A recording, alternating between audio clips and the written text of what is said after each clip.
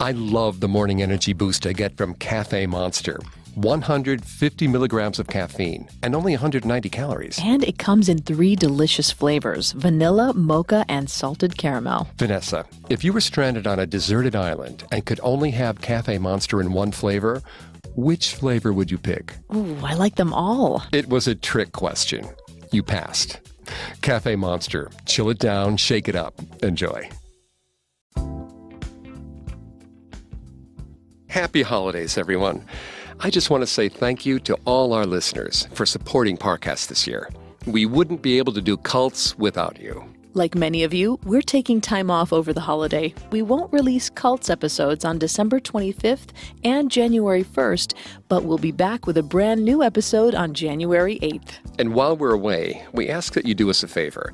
Please tell one friend about your favorite Parcast podcast. This will help us out tremendously. Thanks again for listening. Due to the graphic nature of this cult's crimes, listener discretion is advised. This episode includes discussions of graphic material that some people may find offensive. We advise extreme caution for listeners under 13. July 4th, 1776. A group of politicians, philosophical thinkers, and army generals gather around a table, waiting to sign the document that will give birth to a new nation.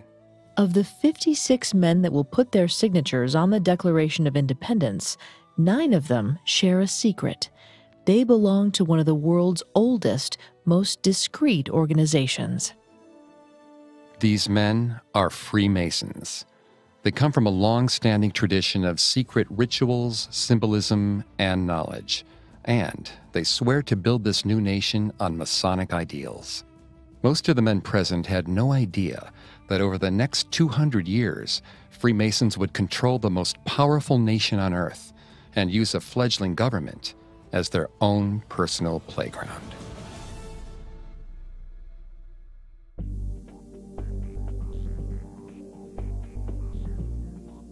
Hi, I'm Greg Polson. And I'm Vanessa Richardson. And this is Cults from the Parcast Network. Today, we continue our deep dive into the history of the Freemasons, perhaps the world's oldest and largest secret organization. In this episode, we'll follow the Freemasons as they evolve over 2 centuries of turmoil, wrapped in controversy, witchcraft, even murder. You can listen to previous episodes of Cults, as well as all of Parcast's other shows, wherever you listen to podcasts. A new episode comes out every Tuesday. A lot of you have asked how you can help support the show. And if you enjoy the podcast, the best way to do that is to leave a 5-star review. You can also find us on Facebook and Instagram as @Parcast, and on Twitter @Parcast Network.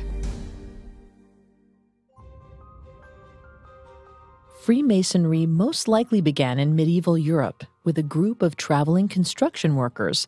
They banded together to create a union that would secure fair wages and regulate the practice of their trade. But even these humble beginnings are wrapped in conspiracy. Many believe that Freemasonry dates back to much later, to biblical times, at the construction of King Solomon's temple. Still others believe that Freemasonry can trace its roots back to the Crusades of the Knights Templar in the 12th century. Historians collectively believe that in all likelihood, Freemasonry evolved out of these construction workers in the 12th and 13th centuries. The workers unionized for protection, but over time, as their construction methods became outdated and the tricks of their trade were exposed, the Freemasons grew irrelevant. To survive, they had to change the very nature of their organization, allowing members to buy into their ranks despite having no masonry experience. In this way, Freemasonry was able to survive for centuries, and during that time, it evolved from a workers' union to a social club. By the early 1700s, the Freemasons proved to be incredibly appealing for progressives of the Enlightenment era. Men like Wolfgang Amadeus Mozart and Oscar Wilde were among their most famous members. These men would meet to discuss science, art, and politics. Outside the Freemason lodges, the Enlightenment met scrutiny from the Catholic Church and the general public. But within the lodge walls, these political ideologies were beginning to manifest into something far more concrete and dangerous.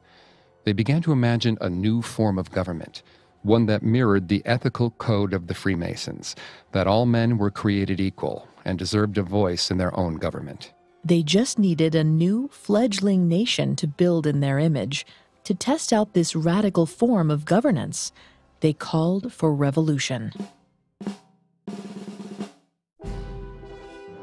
Freemasonry came to the New World at the turn of the 18th century. Founding father Benjamin Franklin was among the first Americans to be indoctrinated into Freemasonry in Philadelphia in 1731, when he was 25 years old. At the time, gossip began to spring up around this new secret organization. Some had heard whispers of the Freemason lodges in Europe, known largely for their entanglement with the Knights Templar, the rogue knights who had been eradicated by the Catholic Church in the 14th century. Others only knew that Freemasonry was cloaked in ritual and operated without adhering to an organized Christian religion. For many, this covert organization was upending the pillars of modest society. Its very existence seemed a threat. Nevertheless, Freemasonry crept its way across the 13 colonies, attracting the same kind of philosophers and individualists as had the lodges in Europe. Both in America and in Europe, Freemason lodges had become a kind of classroom in free thought. The secret society was a place for new ideas on social order to blossom. Issues like governance, democracy, free elections, and revolution echoed through Masonic circles. In the early 18th century, both in Europe and in the colonies, Freemasonry became synonymous with independent, secular governance. Freemasons were known across the Western world for pushing these ideals in political and artistic spaces. But a secular government meant that many religious institutions, one large Roman one in particular, would lose a great deal of power. These new ideas did not sit well with the Vatican. Pope Clement feared Freemasonry. He knew that at its heart, Freemasonry sought to break down religious barriers and unite people under politics, art, and free thinking. It decentralized the need for the church and put the church's absolute authority into question. In 1738, Pope Clement XII issued the first official decree directly attacking Freemasons. He called the Brotherhood counter-church and counter-state, and said that members of the Freemasons, as well as anyone sympathetic to their cause, would be excommunicated from the church, and, by extension, society. Open meetings were forbidden, and anyone suspected of being a member could be arrested on the spot. Catholics were expressly forbidden from joining, and given that the grand majority of Europe was Catholic, this meant nearly everyone was forbidden from becoming a Freemason. Once again, the Freemasons were forced to go underground, spreading their ideas in secret, much as they had after the Templar arrest on October 13, 1307. Luckily, the Vatican has vastly underestimated the reach of the Freemasons. Freemasons were already present in every layer of society, from the lowest working class to heads of European monarchies. Their beliefs were still able to travel through royal courts and peasant markets alike, reaching the most elite circles in Europe. British ambassadors spread Masonic values through France, Scandinavia, Germany, and Eastern Europe. It spurred on the middle class, who wanted to overthrow the church-run governments and replace them with a democratic regime. A great sense of nationalism was on the rise all over Europe. It was something that had been slowly brewing through many centuries of religious and aristocratic oppression. Vanessa's going to take over on the psychology here and throughout the rest of the episode. Please note, Vanessa is not a licensed psychologist or psychiatrist, but she has done a lot of research for this show. Thanks, Greg. In their study, The Psychology of Revolution, scholars Gustave Le Bon and Bernard Miall discuss the steps that must occur for a revolution to break out. Paramount to the process is the ability to spread information and discuss new ideals. During the Enlightenment, Masonic lodges provided a space for such information to gain a foothold. So whether Freemasons actually conspired to incite revolution is largely left to conspiracy theorists. But by connecting people with similar ideals and political beliefs, the lodges made revolution possible. They provided a space for meeting, conversing, and planning government takeovers. And their presence in almost every Western country certainly helped the quick spread of revolutionary ideals and ensuing wars. Nowhere was this more prevalent than in the 13 colonies that would later form the United States. December 1773, at the Green Dragon Tavern in Boston. In the back of the tavern, in a private room, a small group of Freemasons meet. This tavern is their lodge. Among the men present are Paul Revere, who would later make a famous ride through the Massachusetts countryside, warning Minutemen that British troops were moving in. John Hancock was also present that night, known by many as the first signer of the Declaration of Independence. He also had the largest signature on the document, musing that when King George opened the Declaration, Hancock wanted the king to be able to read his signature first, and without his spectacles. But all that was over 2 years away. This cold winter night in 1773, the men concluded their lodge meeting early. The logbook gives the reason, quote, "Lodge adjourned on account of few brothers present. Consignees of tea took the brethren's time," end quote. At the same time, across town, a group of Freemasons, dressed like Mohawk Native Americans, had snuck onto a British cargo ship. After years of growing angry against unfair British taxes, these Masons had decided it was high time they did something about it. That night, under the cover of darkness, they threw the entire cargo load of tea into the river. This act of covert sabotage could have gotten them sent to prison for the rest of their days, had they ever gotten caught. But instead, this group of Masons who gathered at the Green Dragon Lodge would become leaders of a revolutionary movement that sparked to life in Boston, but would spread to every colony in the New World. It is perhaps the most famous Masonic event, and even today's Masons will concur that there is substantial evidence to support the claim that the Boston Tea Party, as this event would come to be known, was indeed the doing of a Masonic lodge. As the flame of revolution was fanned across the colonies, representatives came together to decide the fate of their relationship with England. In September 1774, the Continental Congress met in Philadelphia for the first time. Among their ranks were 9 confirmed Freemasons, including Benjamin Franklin and John Hancock. They plotted a course of diplomatic action to take against the Crown. They demanded representation in government and planned for retaliation if their demands were not met. After 2 years of inaction, and in some cases, aggression from King George, the Continental Congress moved toward war. But this posed a new problem. All 13 colonies had to be in favor of going to war. According to John Adams, unless they acted as a united country, their revolution would fail, and the crown would become nothing less than tyrannical. Luckily, Freemasonry had saved them once again. The Boston Tea Party and subsequent military occupation of Boston had ignited the people against Great Britain and rallied support around the cause. In the spring of 1776, the Continental Congress had the necessary support to declare war. They began to draft a Declaration of Independence, and for the first time were charged with outlining the ideals that would define their new nation. They wanted this document to be more than a declaration of war. They wanted it to show the king who they were going to become, what they were fighting for. Benjamin Franklin and his fellow Masons looked towards the ideals of their lodges and Masonic oaths for the answer. Over the course of many months, Thomas Jefferson scribed countless drafts of the Declaration of Independence, and so many changes were made to the document that the first draft looked nothing like the version sent to the English court, except one line, crafted by Jefferson and Benjamin Franklin, that never changed from its initial inception. We hold these truths to be self-evident, that all men are created equal, that they are endowed by their Creator with certain unalienable rights, among which are life, liberty, and the pursuit of happiness. These Masonic ideals would go on to define one of the most powerful nations in history. We'll learn more about how the Freemasons embedded their beliefs into the founding of the United States in a moment.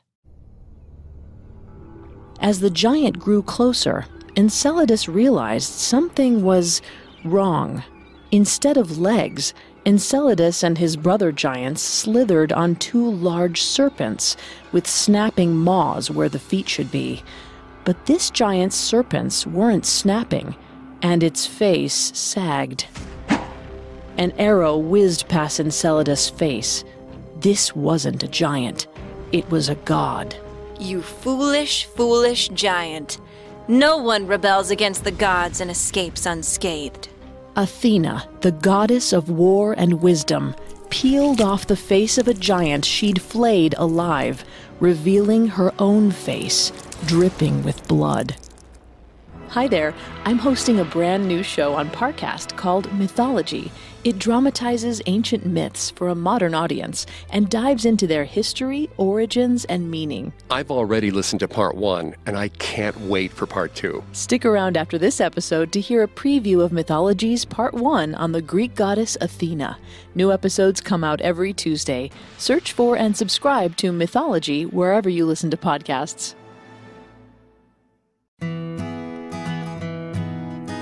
Vanessa, what do you think about the calming comfort blanket I recommended? Oh, the calming comfort blanket gave me the best sleep I've ever had. It's like that blanket is magic. I can't believe the difference. It isn't magic, but it's weighted, so it mimics the soothing feeling of being hugged for less stress and a restful night's sleep. And I love that calming comfort is 100% machine washable and dryer safe. The calming comfort weighted blanket comes with a 90-day, anxiety-free, stress-free, best night's sleep of your life guarantee from Sharper Image.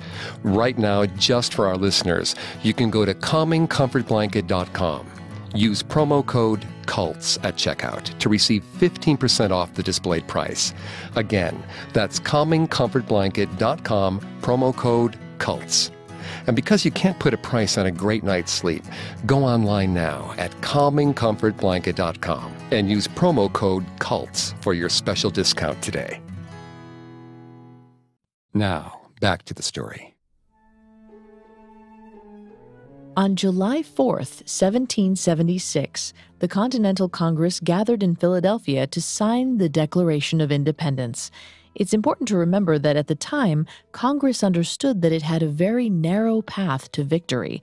It seemed nearly impossible that a ragtag volunteer army could defeat the greatest military force in the world. For the 56 men who signed the document, they were essentially signing their death warrants.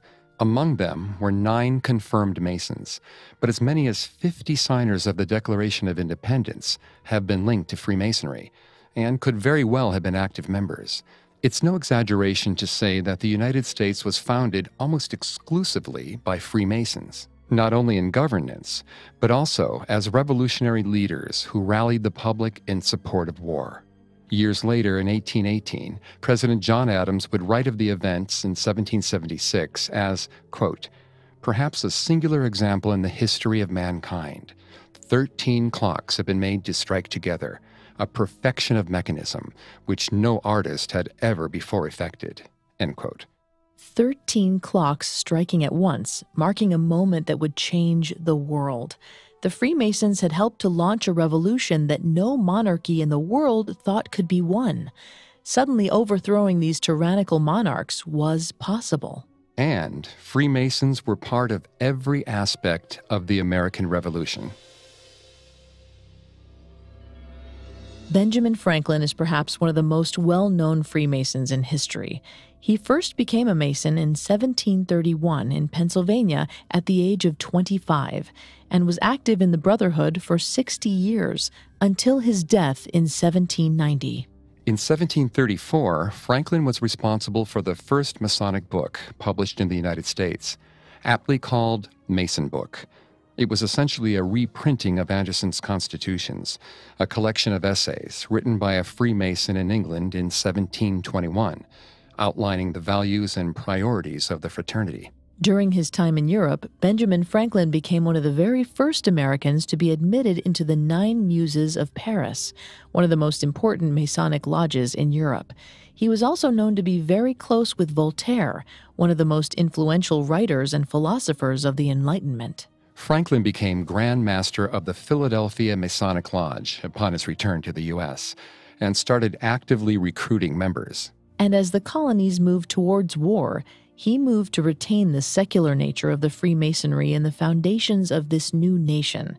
In fact, while Congress was editing a draft of the Declaration of Independence, Franklin was bothered by the word sacred, which he replaced with the more secular self-evident. After 8 years of war led by Freemason George Washington, the United States officially won its independence in 1783. And now Freemasons could shape an entire country to suit their beliefs. The Freemasons in the U.S. Congress now found themselves in a unique position, able to shape a new nation under whatever values they held most dear. They were also charged with building a new capital. George Washington was very involved in the construction and development of the new capital city that bore his name.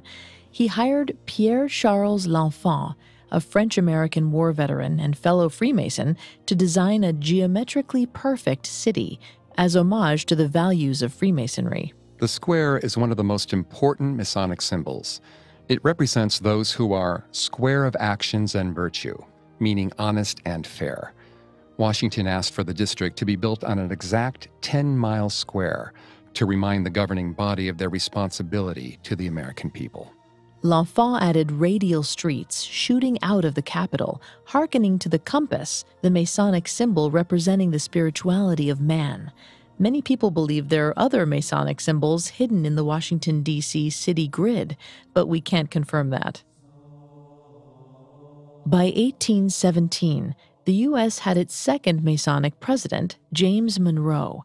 Before the century was over, 6 more Freemasons took the Oval Office: Andrew Jackson, James K. Polk, James Buchanan, Andrew Johnson, James A. Garfield, and William McKinley.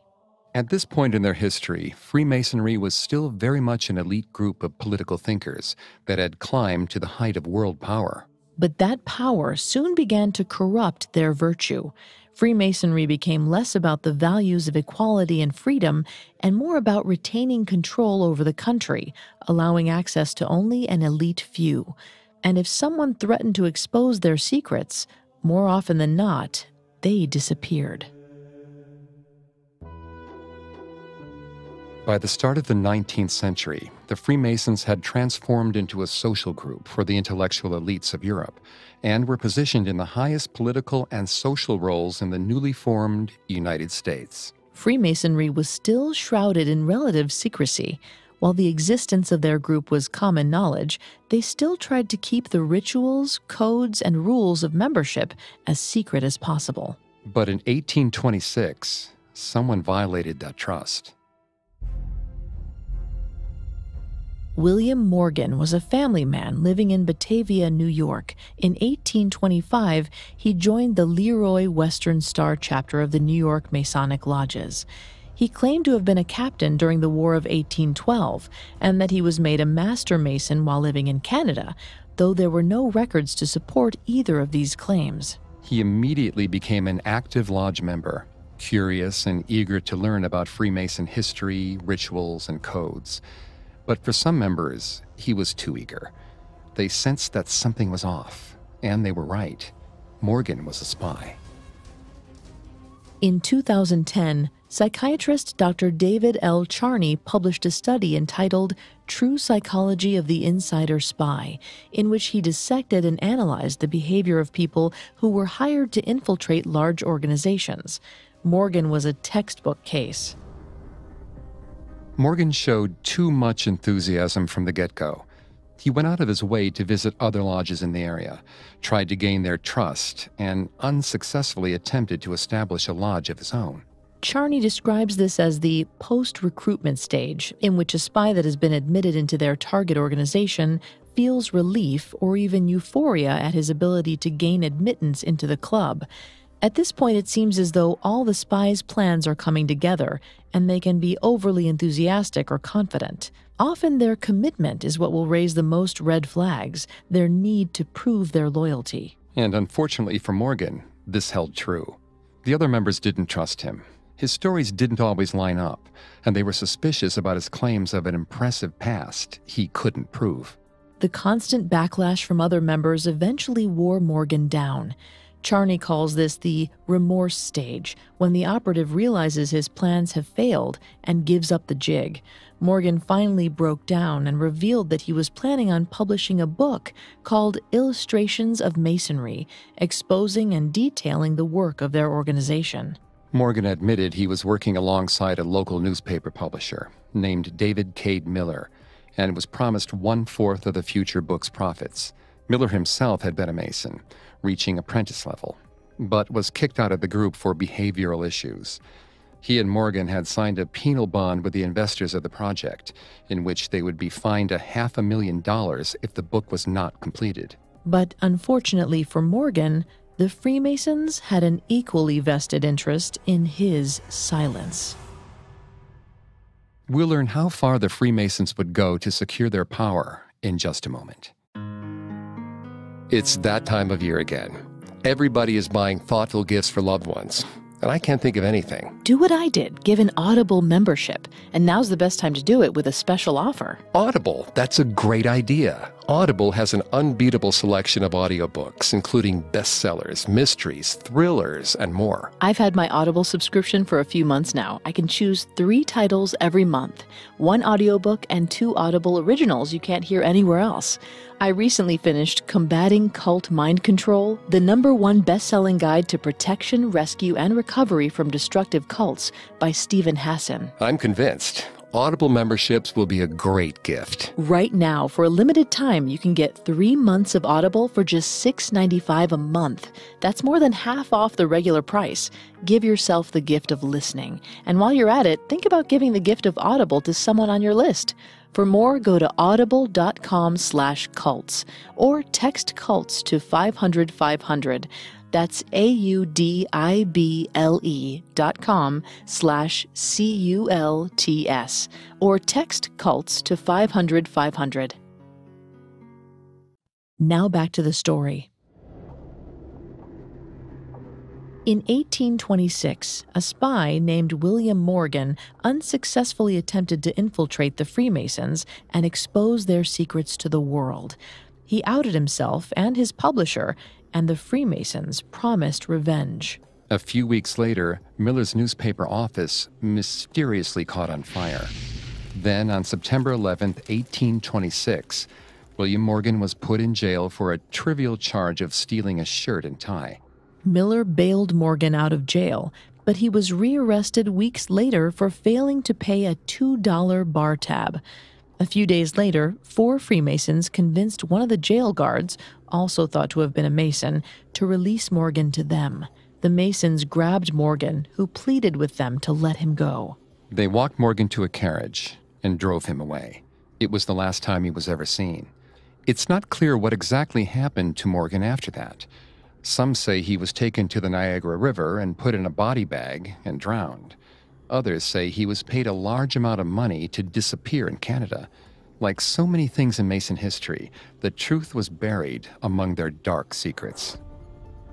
But despite the Masons' best efforts, soon after Morgan's disappearance, Miller published his book anyway.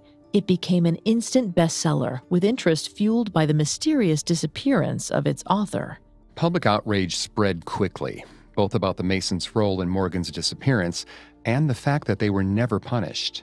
Worse, they were aided and abetted by the police. The Freemasons became synonymous with kidnapping and murder. Suddenly, people grew suspicious of the police and other public officials holding government office. Who exactly was governing their cities? Rumors began to spread that the Masons operated above the law. They couldn't be held accountable because police were giving their fellow Masons a free pass. The Morgan affair stank of corruption and violence and had far-reaching repercussions. Across the country, the general public began to protest the Freemasons and began excommunicating any members that lived in their communities. Some lodges tried to distance themselves from the Morgan affair to no avail. To the public, Freemasons everywhere were guilty of murder, and who knew what else. Across the country, men suspected of being Freemasons were denied public services and entrance to shops and markets. Their children were denied education. Membership declined radically. Less than a decade after becoming the most powerful group in the nation, Grand Lodges decided to stop meeting. Their organization was in danger of disappearing again. The Freemasons needed a strategy, a way to combat the witch hunt that was threatening to eradicate them. In order to help Freemasonry's reputation, the organization started pouring money into public services and charity groups. And while this charitable face seemed to work, it took until the 1860s for Freemasons to begin to rebuild.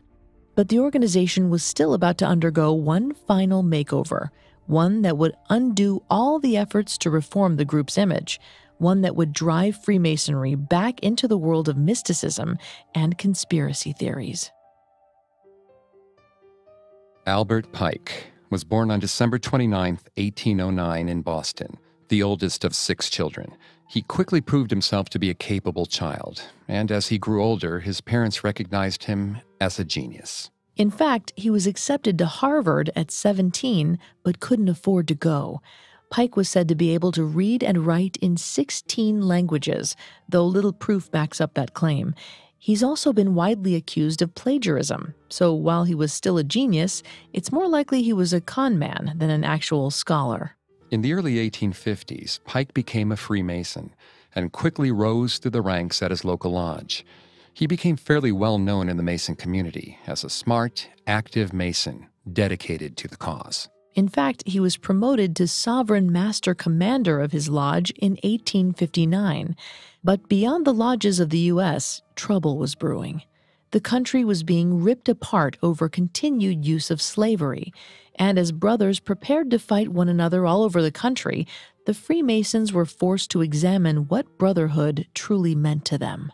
Despite being from the North, Albert Pike served as Brigadier General in the Confederate Army during the Civil War. He proved a capable leader who inspired his men to fight. But his military career was short-lived. He was forced to resign in 1862, amidst rumors that he had ordered his troops to scalp Native people they captured. After the war, he was convicted of treason. But on April 22, 1866, President Andrew Jackson gave Pike a full pardon. Jackson, too, was a Freemason and wanted to help his brother escape the gallows. Jackson even invited Pike to the White House the day after he was released from prison. From there, much of what is known about Pike's life is rumor. Some believe that in the 1860s he was a top leader in the Ku Klux Klan. Others believe he threw himself into the occult, becoming a Satanist and devil worshiper. But what is certain is that throughout the 1870s and 80s, he was one of the top-ranking Freemasons in the country. Pike devoted 32 years of his life to Freemasonry, most of which were spent redesigning and redeveloping the rituals of his lodge. He became one of the most influential Freemasons in history. Pike was drawn to the early mysticism of the Knights Templar and King Solomon's Temple. He romanticized the esoterica and coding of this dark period in Masonic history and began linking tradition and symbolism within his lodge to this early mystic time. He began to undermine the political and charitable work of the Freemasons in favor of what many believed was witchcraft. In 1871, Pike published a book entitled Morals and Dogma of the Ancient and Accepted Scottish Rite of Freemasonry. It's almost 1,000 pages long, divided into 33 essays, which provide context and details of the several degrees of Masonry membership. However, unlike William Morgan's tell-all exposé, it was written without revealing any secrets and could only be fully understood by people in the know. It was in circulation and regularly reprinted for nearly a century, all the way to 1969. In this book, Pike argued that true Freemasonry combined the theories and mythologies of various ancient religions, astrology, myths, and legends. He claimed that the book would hint to or shed light on the true nature and secrets of Freemasonry, the divine knowledge that God had given King Solomon and the widow's son to build his perfect temple. Pike radically transformed the system for Masonic initiation and degrees. He described 33 ranks of Masonry that evolved from the original 3: apprentice, fellow, and master. Soon the entire southern jurisdiction of Freemasonry, which he oversaw, would adopt this method of membership ranking. Every new member of his lodges would receive a copy of the book upon initiation. This tradition lasted well into the 1970s. The implementation of Pike's book created a schism in American Freemasonry. The majority of lodges bought into his new beliefs, but many of them decided to disassociate themselves with him, especially given Pike's murky past and the rumors of witchcraft and devil worship that followed him. But Pike's influence was great, and soon the general public once again began to associate Freemasons with witchcraft, devil worship, and the Ku Klux Klan. This only reconjured animosity about the Morgan affair. Rumors spread that Freemasons used black magic to control the government and were plotting world domination. It was an image they still haven't been able to fully shake. It doesn't help that across the pond, Freemasons were being associated with other dark dealings. In 1888, London was stalked by a mysterious, vicious figure who would leave 5 women dead. He strangled them and mutilated their bodies, leaving their entrails for others to find. He would earn the moniker Jack the Ripper and would become one of the most famous cold cases in history. Nothing is known about this serial killer, although much is suspected. They believe he could have been a wealthy man who solicited sex from the sex workers he gored. Some believe he later moved to the United States and became H.H. Holmes, serial killer of the World Fair. But a select few believe that Jack the Ripper was actually a Freemason, responsible for one of the most explosive cover-ups in history. Masonic symbolism was extracted from the corpse of Jack the Ripper's first victim, Catherine Eddowes. 2 upside-down V's were carved into her cheeks, which put together create an M for Mason. Second, Catherine's murder was committed in Mitre Square, a place of geographic importance to the Freemasons. And third, part of her apron was removed. The apron referenced part of the Masonic uniform. That piece of apron was later recovered in a stairwell on Gloucester Street. It was covered in blood, having been used to wipe down the murder weapon as he ran from the murder scene. Above the apron, someone had scrolled a very cryptic message. There is some discrepancy, but the message either said, quote, "The Jews are not the men who will not be blamed for nothing," or "The Jews are the men who will not be blamed for nothing," end quote. To some, these words are an echo of the most important ritual in Masonic history, the killing of the widow's son.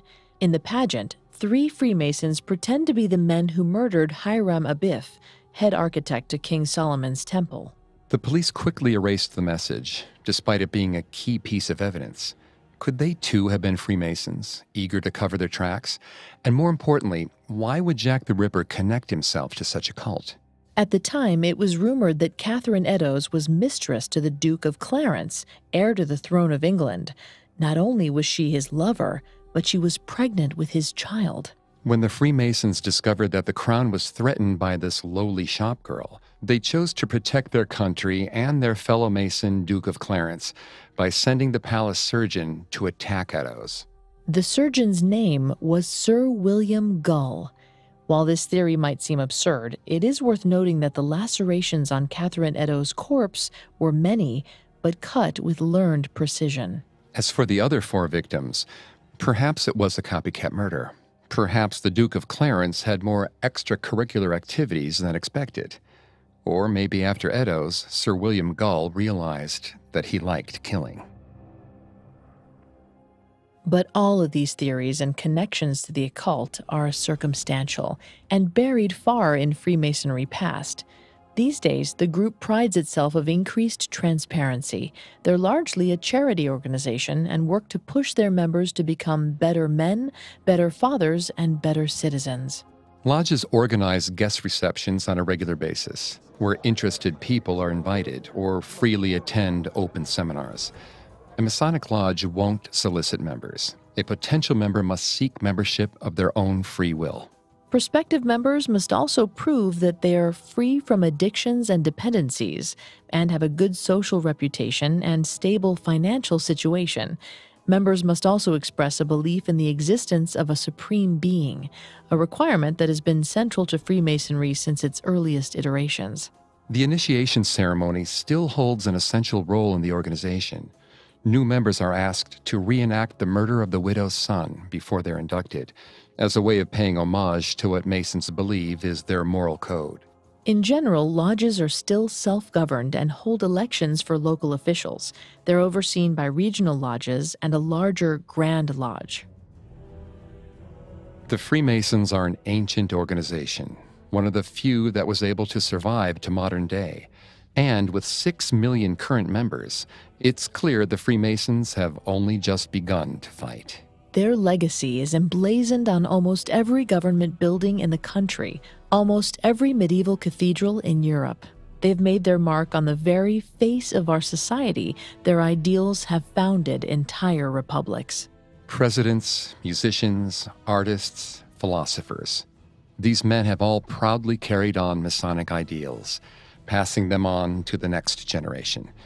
And while they certainly have more storms to weather, if there's one thing this group has proven, it's their ability to adapt, survive, outlast. Whether they're hiding in the shadows or in plain sight, they will always be there, just out of reach.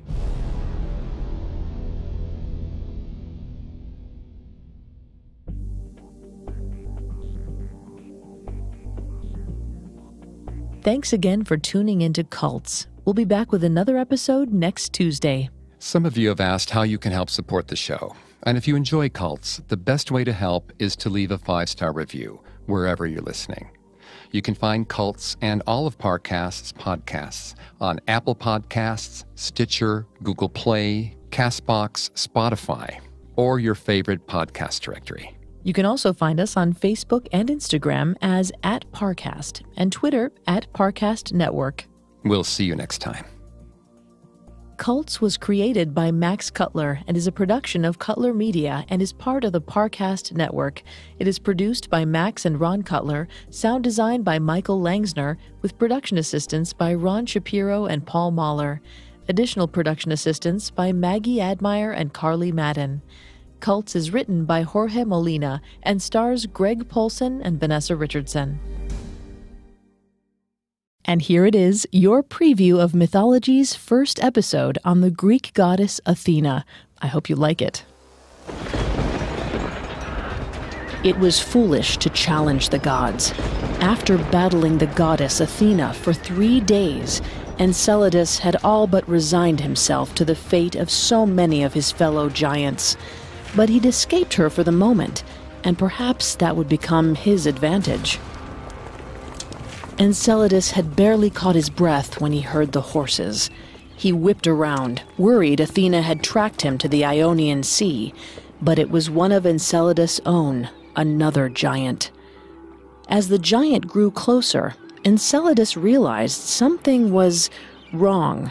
Instead of legs, Enceladus and his brother giants slithered on 2 large serpents with snapping maws where the feet should be. But this giant's serpents weren't snapping, and its face sagged. An arrow whizzed past Enceladus' face. This wasn't a giant. It was a god. You foolish, foolish giant. No one rebels against the gods and escapes unscathed. Athena, the goddess of war and wisdom, peeled off the face of a giant she'd flayed alive, revealing her own face, dripping with blood. She kept the skin wrapped around her like a cloak. Enceladus's leg serpents snapped and spit at Athena, but their fangs couldn't pierce the hide of his own kind. It was a perfect shield. Athena knocked Enceladus into the Ionian Sea. Then she crouched down and lifted the entire isle of Sikolos. Athena had a divine, godly strength. Plucking an island out of the ocean was as easy for her as it was for a man to pick up his child. Athena straightened up, raising the island above her. She swung it around over Enceladus and slammed the island on his head. Enceladus crumpled under the blow of the island. He sank and then vanished beneath the landmass. His blood and anger rippled outward from the island. The place where Enceladus was defeated became Mount Etna, and the buried giant was reduced to expressing his wrath through eruptions and earthquakes. Yet something wasn't right. As she watched steam build above Mount Etna, Athena knew her heart was missing a piece. She'd used her wisdom and wit to defeat the enemy, embracing her role as a goddess of war, and it felt empty. She was destined for something greater. She was certain.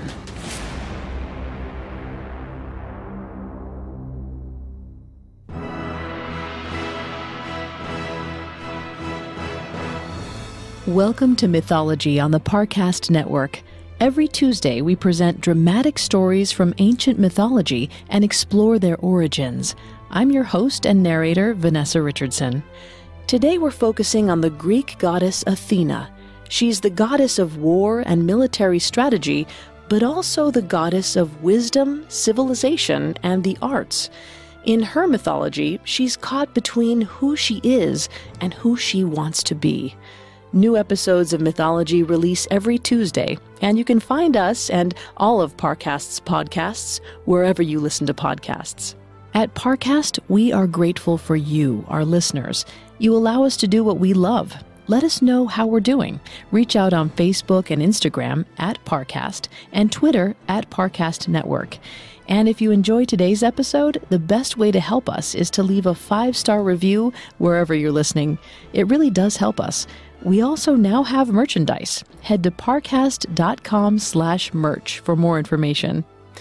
Something to note in these episodes, all Greek myths have many versions and variations. We've selected those we felt are the most dramatic and entertaining, and supplemented them with additional research into Greek traditions. Additionally, each Greek myth takes place in a wide expanded universe. While we'll cover some major myths of Athena over the next few episodes, this won't be her only appearance in the podcast. Goddess of the arts and of war, Athena exhibits a dichotomy in Greek culture. She's a woman warrior in a culture where women didn't go to war, and a household goddess who vowed to never be a lover or a mother. Athena is masculine, feminine, and something greater than both. She's a goddess for everyone, and a goddess for no one. Ancient Greek society had clear gender roles, treating women as second-class citizens. But Athena exists outside that construct. She'll skin a giant alive and then go weave a tapestry. She's as apt to teach men gardening and pottery as she is to help them slay their enemies. Unlike her half-brother and rival, Ares, the war god, Athena approaches war with logic and meditation. At the start of a battle, Ares leaps into action, while Athena waits, plans, then leads men to bloody victory. She values rational thinking over emotion, but is not without rage and bloodlust. Classicist Walter F. Otto characterized Athena as the goddess of nearness because she was always beside the Greek heroes in battle, guiding their spears and swords. She is, like all Greek gods, a killer. However, Athena prefers to change errant humans into other forms, doling out punishments while preserving life. She also transforms herself, taking a male appearance multiple times in the Iliad and the Odyssey. That isn't to say she doesn't embrace a female role, too.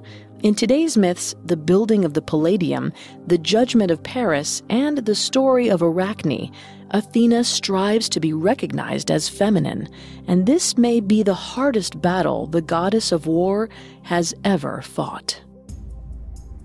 The king of the gods had a headache, and Zeus's son Hephaestus, like many children, was only making it worse. Hephaestus was god of the forge, born with a clubfoot. To him, a headache was nothing.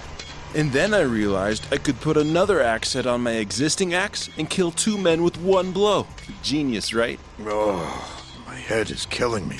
That's the idea. Both heads could kill. 2 heads, 1 axe.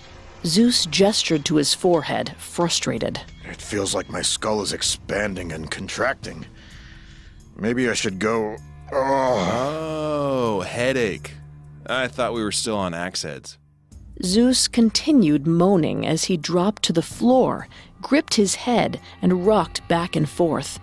Hephaestus looked on, torn between sympathy and opportunity. Anything I can do?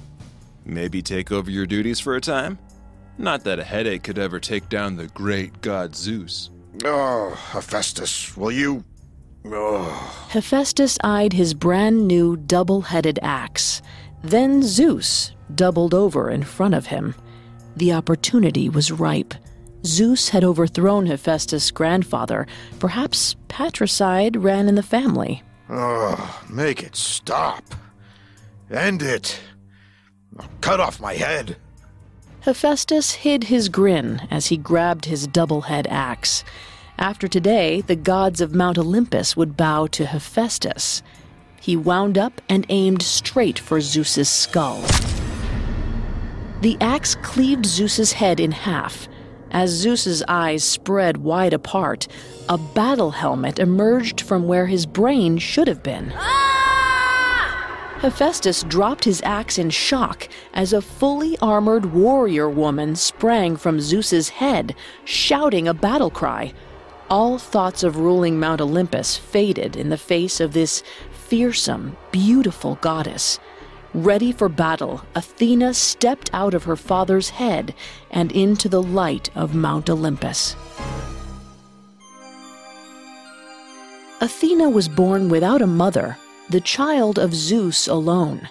She emerged a rational adult, capable of complex thought, and ready to fight for her life. Yet because the Greek gods are modeled on humans, with human flaws and emotions, there is one story of Athena's childhood and a youthful accident that guided the rest of her life. Zeus was accustomed to his children having a mother, so after he fused his head back together, he wasn't sure what to do with Athena. Eventually, the single dad sent his new daughter away to be educated by his nephew, Triton. Triton was a fish-tailed ocean god, so Athena spent much of her time in and around water, and more of her time with Triton's daughter, Pallas. Pallas was a water nymph, a maiden of the ocean, and Athena's only friend. But today, the war goddess and the water nymph raised their swords, squaring off against each other. The pair sparred on the surface of a lake. Pallas floated amid a column of waves, her long hair and shimmering fishtail distracting from her killer aim. Athena defended herself from atop a sleek raft, wearing armor as always. She pushed her sword forward, calling out her moves as she executed them. Striking, stabbing, dodging, ducking, and slicing. lunging. As Pallas lunged, Athena used her shield to knock Pallas over. Rising from the waves, Pallas spit water into Athena's face. Hey! Pallas spouted more water, somehow forming it into perfect concentric circles, like aquatic smoke rings. Athena couldn't help but laugh. Pallas, be serious. My father's coming to watch us spar tomorrow. We have to impress him. You have to impress him. If I impress him, you know where I'll end up. And my father won't be happy about that. You're filthy. You've heard the stories, and you have 100 half-siblings to prove it. 37. I have 37 half-siblings. That's an army, warrior goddess. Let's go again. I want to get that spinning parry right. Athena was quite skilled in combat. It helped that she took to it naturally, like Pallas to water. She'd been ecstatic to hear Triton declare that they were finally good enough to spar in front of Zeus. The proud fathers had invited a crowd of gods, nymphs, and even a few mortals they fancied. Rowing out onto the lake, Athena fiddled with her helmet. She knew her armor made her look ferocious, but she still felt like a child in a woman's body. What if she fell off her raft? What if her mind went blank and she froze? What if her father, the king of the gods, thought she was only average? A terrifying column of water arose from the depths. Inside it, Pallas. She met Athena's eye and flashed a quick smile. Athena relaxed. She wasn't alone. She had Pallas. With her best friend beside her, Athena had nothing to worry about. They began to spar. In the audience, Zeus watched intently. Next to him, his wife, Hera, the goddess of marriage, looked around, intent in a different way. Aphrodite has such a nice nose, don't you think? Sure. That's it. Slice. And dodge. Well done. You've never noticed it? I guess it's fine, if you like noses. It looks quite like Athena's. Don't start on this again. I don't understand why you... She's going to fall in the water. A wave crashed over Athena, soaking her. Athena slipped, but kept her footing on the raft. Come on, Athena. You can do it. Get back up there. Raise that sword. You'll win this yet. They aren't actually fighting. It's a mock spar. At the end of which, my daughter will win. Zeus nervously watched Athena struggle through the next few maneuvers. She's going to fall and embarrass us. Us? She does have a mother. I knew it. I meant Athena and myself. As Zeus worried, Athena relaxed into the rhythm of the spar. She breathed deeply as she pressed her shield against Pallas's sword. Her instincts took over. Suddenly, a new heat rushed through Athena's veins. She'd never felt this warrior power before, but it possessed her. Her feet danced more nimbly. Her sword twisted more sharply. She tasted metal in her mouth. For the first time, she might want to kill. Across the lake, Zeus adjusted his shield. The sun gleamed off of it. Getting an idea, he tilted his shield, aiming the ray of light at Pallas. In the water, the light caught Pallas's eye. She looked up. Meanwhile, Athena stabbed toward Pallas's heart, a final flourish. The perfectly executed move she was born for. This was her gift: combat. Athena lunged, expecting Pallas to dodge as they had rehearsed. She didn't notice that Pallas's face was tilted up, distracted. Pallas looked toward Zeus as Athena's sword pierced her heart. Instead of blood, water flowed from Pallas's wound. She shrank, dissolving, until all that was left were her eyes, which transformed into two wiggling minnows. Pallas was dead.